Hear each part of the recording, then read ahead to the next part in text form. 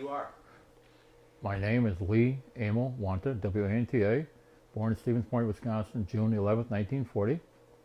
Baptized at St. Stephen's Church in Stevens Point as Leo Emil, based on my grandfather, who had a tavern in Stevens Point, and he was well known, and my uncle was the county attorney, and then he was also the DA of Portage County, and grew up with Polish. My dad was Polish. My mother was Irish and Norwegian. They were at Teachers College together. They moved to Sheboygan. My dad had a job at Kohler Company as a tool and die maker. Now let me ask you, that's great to get a little bit of your history. When I go on the internet to search who is Lee Wanta, what am I going to find? What do people say you are? Well, the real people support who I am because they know who I am. Then you get some of these clowns that want to get some action or work for politicians and say it's not true, and then when they find out it's true, well, we didn't know. I know there's thousands of websites got me out there all over the world. That doesn't bother me because the truth has got to be told.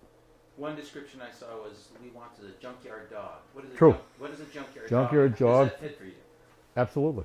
President Reagan, when he made me a secret agent under the Totenbach Doctrine, he wanted I'll be frank, son of a bitch, to get out there and get something done his way. Didn't care how it got done, but he wasn't going to be a politician. He wasn't going to believe in his staff. He wasn't going to believe in any of the departments because he knew the background, being the governor of California, that they were not doing, shall we say, intel work. They were doing political work. And he was the governor, and they didn't want him to be the president of the United States. And they made him take George H.W. Herbert Walker Bush Sr. as his running mate, only to get whatever votes they were going to get. So everything, all these backdoor closet meetings, they were going to tell Reagan who was going to be the guy. He wanted to win. He was forced to take him. He won the election, and he got stuck with Donald Reagan as the chief of staff. Nancy Reagan didn't like him because he was a Wall Street guy, and he was doing backyard work on behalf of Wall Street and not the office of the president. What we're here to talk about tonight is the $27.5 trillion man. That's correct. And plus or minus 100 billion. Where does that number come from, and what are people accusing you of, or? They're accusing me that can't be because it's higher than the GDP, which has nothing to do with this. Not a thing. Nothing. These are all balance sheets, private sector money. Where does this number come from, $27.5 billion? Explain to me that. Okay. Trillion. We go back to the Soviet Union. My job was to destabilize, excuse me, I always have trouble in this, destabilize the evil empire. That's what President Reagan wanted. William Friend Smith, the Attorney General, General Vern Walters, Bill Casey, we call him Uncle Bill, and Colby. And they asked me what I could do. Well, you have to understand, a lot of things happened before I got to that stage of meeting President Reagan, because I was in aerospace, I was a tool and die maker through apprenticeship. I went to MIT. I had straight A's and averages. I love to read books. And they always taught us, it doesn't matter if you have the answer. It's the ability to get the right textbook and give me the answer. So I learned to do both. Because, if you didn't have the answer, but you have the ability to go to the library or the dictionary and find it, that was acceptable in my religious training. And going back, what's the other part of the question? Where does that number, okay. Operation Still Point, I guess, is what? Operation Still Point. That was to take down the USSR. And I had no idea how to do it, except I knew. Khrushchev, when I was young, 15 years old, I think it was banging on the table with his shoe at the UN, and he was going to bury us with their own shovels. And I know my dad took me to the hardware store, and we bought all kinds of shotgun shells. He bought it. And everybody was there buying all kinds of shells, expecting a pair of shoes coming down in Minnesota, Wisconsin, Illinois, and my dad said, it ain't going to be an easy fight because we're going to kick their butt. I was thinking more like pellets, but they were buying more than pellets. They were buying the big pellets. And they were not going to let our country fall. And they knew that the Midwest of Minnesota, Illinois, Wisconsin was a very manufacturing, and Milwaukee would be hit for sure. And Operation Still Point was that part of that deal. But Senator Wiley was my mentor. He was the chairman of the U.S. Senate. So I was a political brat, shall we say. only from the Republican standpoint. I became a delegate. I was a member of the Milwaukee Police Department Auxiliary for training. I was a Waukesha County Deputy Sheriff, Vice President of the Waukesha County Deputy Sheriff's Association, volunteer fireman for Village of Menominee Falls, where I was a firefighter, rescue squad, and a fire inspector. So I absorbed. I was like a big sponge. I want to know everything. Instead of going to Tupperware parties with my wife or having a Tupperware party, I had to paint the house. I would do something better. And then when we had the riots in Milwaukee in '67, which was a civil disturbance downgraded from a riot, it was truly a riot, but for insurance reasons, we got to call it civil disturbance. And my next door neighbor was Herb Schmidt, the inspector of police. He was the number 2 guy in the Milwaukee Police Department. And in order to play sheepshead with everybody, I had to be part of the group. Other police inspectors and captains, and I was one of the men, one of the boys. Plus I could beat them, and they loved the challenge of me beating them in sheepshead, because I could remember all the numbers. Queen of clubs, queen of spades. You play sheepshead? It's a great game. It's a mental game, 32 cards. You have trump, and you want to get all the points. And you can win with only 2 hands instead of 6 hands if you really count your cards that you have in, shall we say, the pot over here. Do you have a photographic memory, or how are you able to True. remember? True. That's why I never had to take a camera in Russia or the Soviet Union or in Chile or in Argentina. Or, just look at you. I know who you are. Boom, boom, boom, boom, boom, boom. Remember, I have an engineering degree. I have a tool and die maker apprenticeship for 5 years. And I just had all the training. So, jumping to your time in service with the government, so the president... It's not the service of the government, the service of the office of the president. That's where they're mad at me, because I gave you orders to do A, B, and C. And I said, I'll check. I gave you an order. President Reagan says, if I didn't give you the order, it doesn't exist. So he's my dad. He's my papa. He wanted to get rid of all the BS out there, and he wanted his people to do what he needed, because he had his own agenda, which is to protect our great nation, America. That's how Operation Still Point came about, is Yeah. he said, I wanted... What? My way. I don't know what it is yet. You work on it. So what did you come up with? Take away all their money. They couldn't fire their missiles because they didn't have any batteries and belts in the silos. They didn't have any jet fuel because we bought it all. They didn't have any rubles to write articles, which you have in one of those books I gave you. And the Soviets hated me because they didn't have any 50, 100 denomination rubles, because I had them all. I went to the KGB, the GRU, postal people, manufacturing people, because remember, the Soviet Union ruble you couldn't take anywhere. You could trade it with X, and X could trade with Mary, and Mary can give it to Sam, but you had nothing to buy with it. So what good is it? The military didn't have any money. They didn't have any buttons for their coats. They sold their coats. They sold their buttons. They would sell you a cannon from the tank just to get something to eat. So we knew this. I knew that. They sent me to Vienna.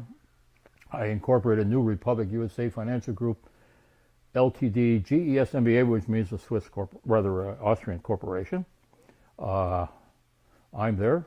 I get a sublease from the embassy on Kartenstrasse, and I was developing the program. Because remember, being an engineer, you have to have a method, and the method is created by a process.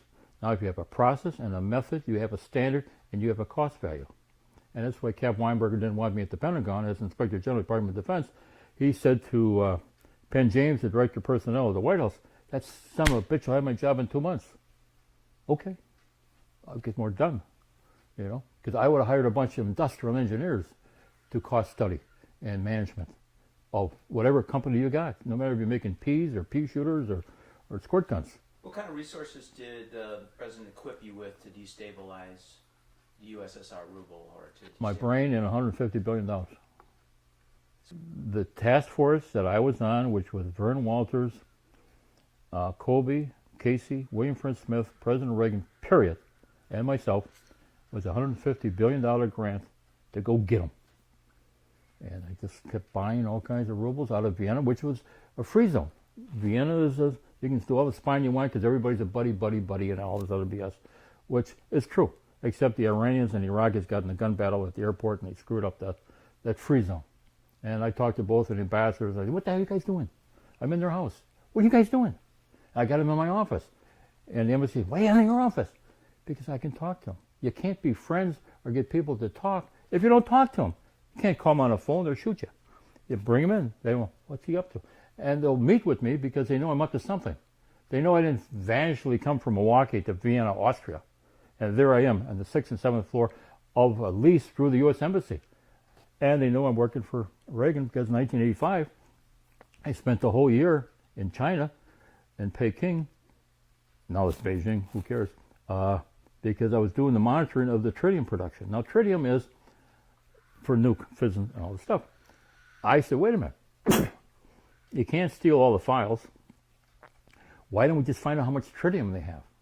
Because if we know what the equation is, college physics, if I know how much tritium you have, I can go back and tell you how much they use of all the ingredients, it's like baking a cake, and that's how I got the chocolate frosting. You can't do that. How are you going to do it? We need somebody down at the... Nobody's going to ever report back. You need the byproduct. Once you know the byproduct, excuse me, then you know what you took to make the product line. And I always said the standard, the methods, the processing, process sheets. You know, if you know what your chemistry and you have thoughts, you can get it done. Excuse me a second.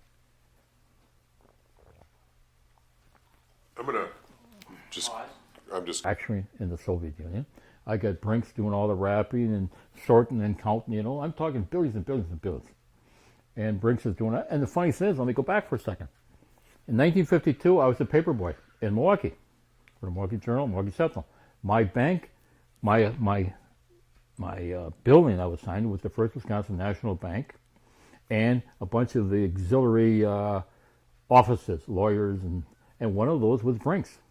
And I had to bring the Brinks manager on Mason Street off of North Water his own personal newspaper. I go in there, all this change, all this money going on. I'm 12 years old, and the guards, you know, they're in the bulletproof stuff, you know, and all this stuff. Okay, here's your paper. And I'm seeing all this money and all this other stuff, you know, I'm 12 years old. Just thinking of all this money, but big deal. And every time I got paid of the sales, I always got a silver dollar. I wish I had them all now, because that's something you want to keep.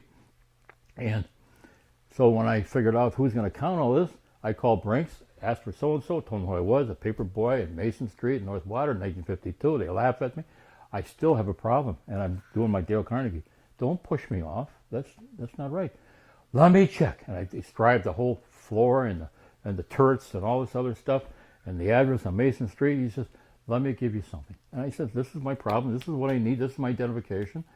Call so-and-so, and you tell me who you want to talk to. I'll get him on the phone. He'll tell you who I am, and I want you to count all these rubles. What?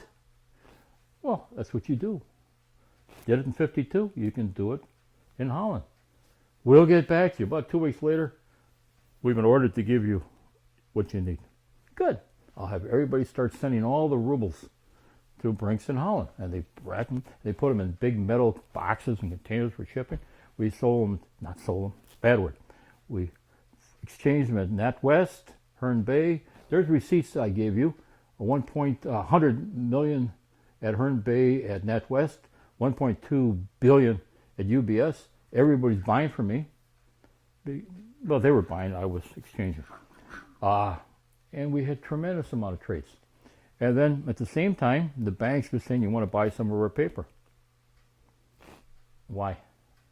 Well, we have these prime bank guarantees. That's fine.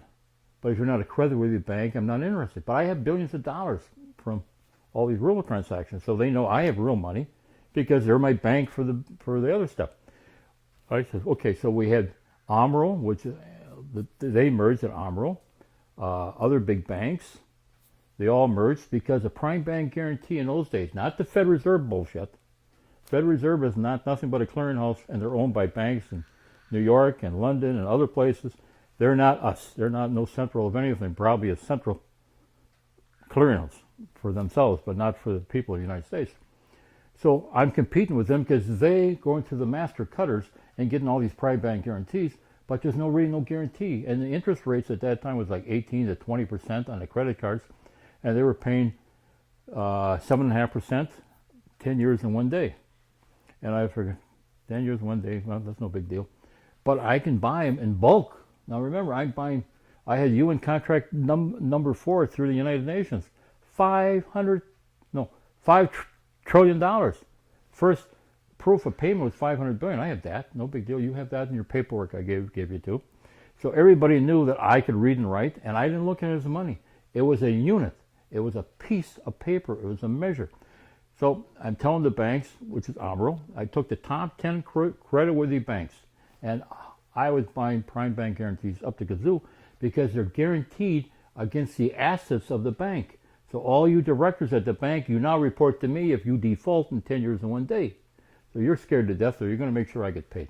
But I have a better idea. I'm buying it from you at 66 or 68% par value.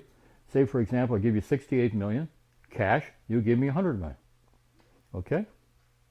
So now I have 100 million registered live prime bank guarantee blessed by Amro Bank. Bank of China came in. Bank of China came one of the number top creditworthy banks because we underwrote them out of Singapore at a nickel credit. So we made them come from nowhere up the ladder because my partner is a Chinese, his dad's a warlord. So we got Bank of China buying from us, and they're giving whatever their provinces are and all this stuff. I don't care. And the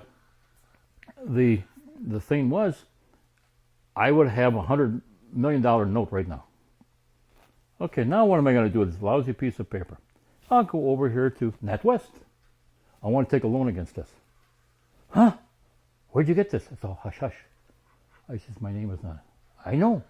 Make some calls. We'll give you 88%. I only paid 62 or 66 because I have a contract. 5 trillion here, UN contract number 4. They don't know this stuff. They're only little bankers and tellers and all this stuff. I said, okay, I'll take 88. And 10 years from now, I won't show up and they charge me 6%. So in 10 years and 1 day, it still belongs to them because I'm not going to pay them back. But every month, I had to pay them 6%, or every year from the coupons, I had 1.5% left over, which went to a suspense account for expenses and operating costs and everything else. So that was the X account, the suspense account. So everybody knows I have real live paper. They're registered. They're real. You can touch them, you can feel, and you can verify them. So the Federal Reserve is saying that punk is taking our business away because they were just doing whatever they were doing. I don't know what they were doing. It didn't make any sense to me. And since the Federal Reserve is not President Reagan, I don't care what they're doing. Greenspan, you got all the records. I got all that crap. I had $150 billion that I exercised 120% authority over. Nobody else. I knew I wasn't going to steal it because I didn't need to. I knew I had to pay it back in a year. I didn't want to keep it more than I had to. I tried to pay it back ahead of time, and the Treasury Department finally decided I can pay it back in 6 months, which was good because I got it off my books. What if there's a house fire or somebody shoots me? Then I die with the money. I don't want to do that. So as fast as I can get you off and I get my note back as me, I'm responsible. I'm the trustor.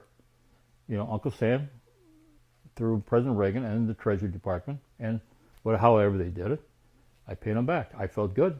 Everything now is all mine. Perfect. So I'm buying all these prime bank guarantees. Howie and I got all these rubles. And what should we do? Well, who has national debt to the Central Bank of the Soviet Union?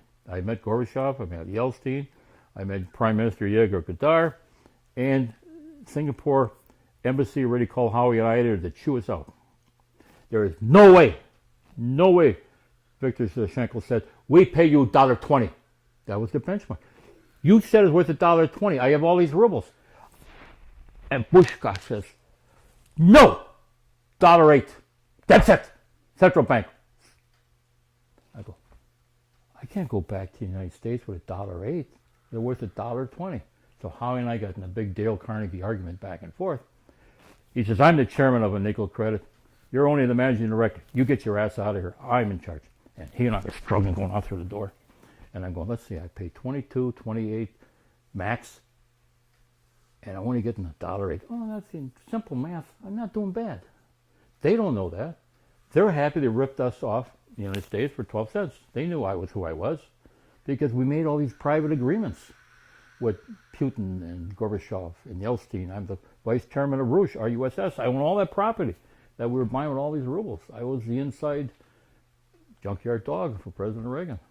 They didn't do nothing we didn't know. Gorbachev got $10 billion for the Swiss Gorbachev Foundation. Now he's in the deal in California, that military base. Not Peshawar, that's Wisconsin. Persico or something. What's the name of it? The Presidio in San Francisco? That's it, Presidio. Gorbachev lives there today. You don't know that, but we did. You know, it's got to be protected. Gorbachev knew that we were buying through a Carolyn Mintus, M-I-N-T-U-S, her code name was U.S. Mint, who was a bag lady for the for the Bushes. We were taking Boris Yeltsin to Jackson Hole for property, and it was his safe house. I was going to buy some plots there too. I figured he was safe, I was safe. He's watching me, I'm watching him. Who's going to shoot me? You know, and that was. So you created wealth, paid back what you were given to work with Right away. and then there was money that was made that should have come to you. Is that correct? It's all mine. Okay, It's all mine. Can you just, in again layman's terms, explain? We did this, we paid it back, and then here's what I was owed, Yeah. and here's what happened. Not was old. I had it all. My problem was we sold rubles to transfer rubles to China, Pakistan, India, you name it. Anybody who had national debt to the Central Bank of Moscow, they were excited because all this rubles are coming back. But as they're coming back, they're losing all their hard currency. Now again, they got all the rubles and no hard currency, and China was buying them like at 84 cents a piece, 82 cents a piece. And we still made good. We didn't make $1.08, but that was fine because the object was to flush the rubles out of the system, which we did. So knowing all of that, we have all this money, and it's ours. It's mine. Howie's got his 418, 864, 432 billion. I have 430. They killed him with rat poison. They came after me. They got me the Sultan of Malaysia, took me to the Switzerland and Germany in their aircraft. So I took all the money out of nickel credits, sent 418 to Howie's accounts that he told me to do, and I kept 418. And so I'm still doing what I'm doing. Where is that money today? Well, we know 4.5 trillion came through the Bank of America in Richmond, because the chief counsel of the Federal Reserve in Richmond confirmed to Judge Lee that everything I said was true. But he said the Federal Reserve no longer had the money, Henry Paulson had the money. And I'm going, well, if he takes out my taxes, I still got because the judge ruled from 38.6 to 35% because I haven't been paid yet. So I was given the Treasury 1.575 trillion based on the 4.5 trillion, and the other 23, I had a choice: argue about it forever, or get shot in the head, or lose a couple arms or legs, or whatever. And I figured 4.5 less 35% for Treasury taxes, better than going through with how we did with rat poison. What do you want to do with that money if you get it? I was going to build a rail. That's the 850 billion alone. High-speed rail all over. You have a map in what I gave you, and we would have had a national high-speed 225, 250 miles an hour. You know, all over, including Canada, eventually Alaska through to the East Coast. When the equipment was available from all the spider lines we're doing in continental United States, I would have moved that equipment up. So we would have had 2 million employees. Boom. Hotels. Boom. So who are the bad guys? Who took this money?